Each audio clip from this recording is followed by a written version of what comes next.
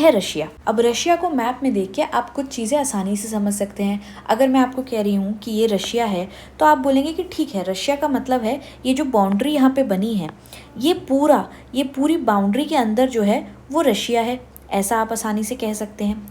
तो बाउंड्री से हम ये कह सकते हैं कि ये जो टेरिटरी है, बेसिकली ये लैंड की जो टेरिटरी है, इसके अंदर जो भी पहाड़, नदी, झरने जो भी है, ये पूरी टेरिटरी को हम रशिया कहेंगे। और जब हम रशिया के बारे सोचेंगे या ग्लोब में मैं आपको ये रशिया दिखाऊंगी तो डेफिनेटली आप ये भी सोचोगे कि हाँ, इसके अंदर कुछ लोग भी रहते होंगे। ये लोग मिलकर ही जो इस टेरिटरी के अंदर रहते हैं, इसी को आप रशिया कहोगे। तो यहाँ पे मैं पीपल लिख देती हूँ।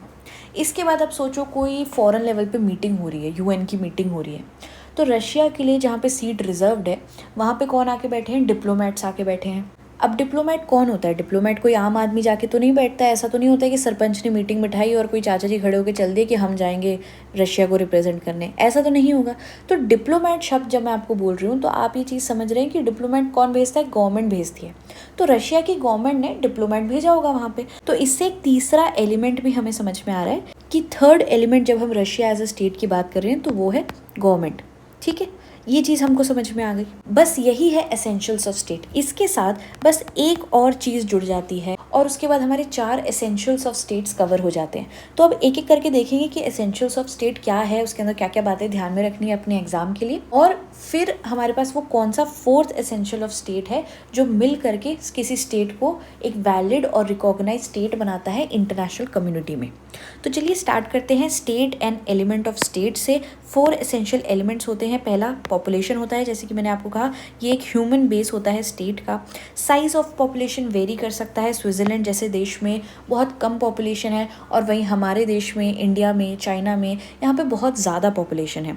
सिटीजन्स जो भी एक टेरिटरी है, ये हमने टेरिटरी की बात करी, इसके अंदर जो भी लोग रह रहे हैं सिटीजन्स हैं, इनकी कोई राइट्स एंड ड्यूटीज़ हैं। और अगर कोई बाहर का पर्सन भी यहाँ पे आ रहा है, जैसे हम एलियन कह सकते हैं या फिर जिसे हम फॉरेनर कह सकते हैं, ऐसे पर्सन की भी राइट्स एंड ड्यूटीज़ होती है और ऐसे पर्सन को भी इस स्टेट के लॉ को मानना पड़ता है। कोई फॉरेनर आए और हमारे देश में कोई ऑफेंस कमिट करे जो हमारे लॉज के हिसाब से करना गलत है, और वो आके ये नहीं कह सकता कि सॉरी मेरे से गलती हो गई, मुझे तो लॉ के बारे पता ही नहीं था यहाँ के, तो हम उसको ये कहेंगे कि बेटा ignorance of law is no excuse. तो सिटीजन्स हो गए, एलियंस हो गए, फॉरेनर्स हो गए, सबको स्टेट के लॉज को मानना पड़ता है।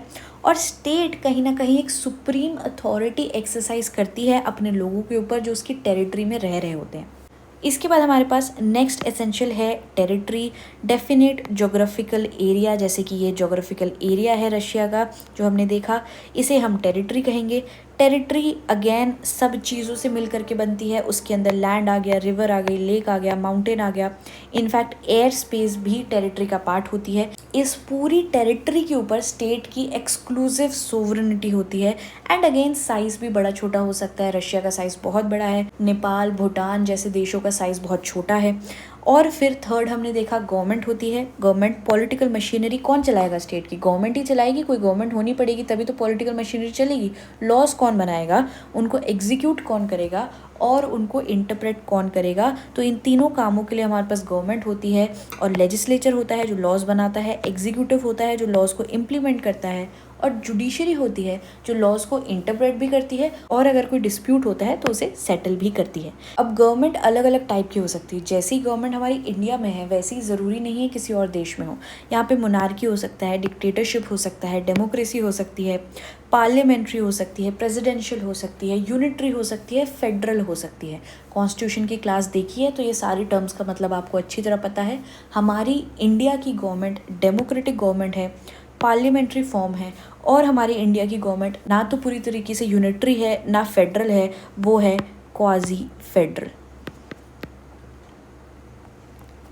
अब देखते हैं कि what is the fourth essential element of a state. अगर आप किसी भी लॉ एग्जाम की तैयारी कर रहे हैं तो आप ये जानते हैं कि केस लॉस आपके एग्जाम के लिए कितने ज़्यादा इंपॉर्टेंट है। हमारे चैनल पे आपको डेडिकेटेड स्टडी मटेरियल मिल जाता है, कॉम्प्रिहेंसिव मटेरियल, एग्जाम रेलेवेंट और अपने आप में एक बेस्ट मटेरियल, जिससे आप अपनी एग्जाम की प्रिपरेशन को बहुत स्मूथ कर सकते हैं। इस मटेरियल की डिटेल्स और प्राइसिंग समझने के लिए आप हमें डिस्क्रिप्शन बॉक्स में हमारी व्हाट्सएप चैट की लिंक दी है, वहां जाके आप हमसे बात कर सकते हैं और सारी डिटेल्स को समझ सकते हैं और इस मटेरियल को भी अवेल कर सकते हैं। And that is sovereignty.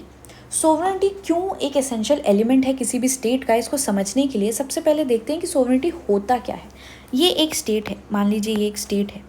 इस स्टेट को कोई भी बाहर की एक्सटर्नल अथॉरिटी आके ये नहीं कहेगी कि आप इस तरीके से अपना गवर्नेंस करो, आप ऐसे लॉज बनाओ, आप ऐसे उन्हें एग्जीक्यूट करो, आपकी कोर्ट्स को ऐसे फंक्शन करना चाहिए, आप इंटरनेशनली ऐसे काम करोगे। कोई भी एक्सटर्नल अथॉरिटी आके ये स्टेट के ऊपर ये कमांड नहीं करेगी, क्योंकि वो स्टेट अपने आप में सेल्फ सफिशिएंट स्टेट है अपनी अंदर की गवर्नेंस को करने के लिए।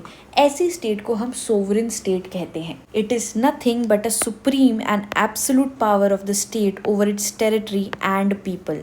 जो टेरिटरी है पूरी और उसके अंदर जो लोग रह रहे हैं उसके ऊपर सुप्रीम और एब्सोल्यूट अथॉरिटी स्टेट रखता है और उसी को हम सोवरेनिटी कहते हैं। अब ये सोवरेनिटी दो टाइप्स की होती है। सबसे पहली है इंटरनल सोवरेनिटी और दूसरी है एक्सटर्नल सोवरेनिटी। इंटरनल यानी supreme authority within the state to make and enforce laws, और एक्सटर्नल मतलब complete independence from external control and it also enjoys equality with other states. इस सोवरेनिटी के बिना कोई भी स्टेट एग्जिस्ट नहीं कर सकती। इंडिया में सब कुछ था, लेकिन सोवरेनिटी कब आई इंडिया में? 1947 के बाद आई, इंडिपेंडेंस के बाद आई। उससे पहले तक तो ब्रिटिशर्स हमें बता रहे थे कि हमें हमारी कंट्री को कैसे चलाना है, लेकिन 1947 के बाद हम ये देखते हैं कि हमारा इंडिया क्या बन जाता है, एक सोवरेन स्टेट बन जाता है।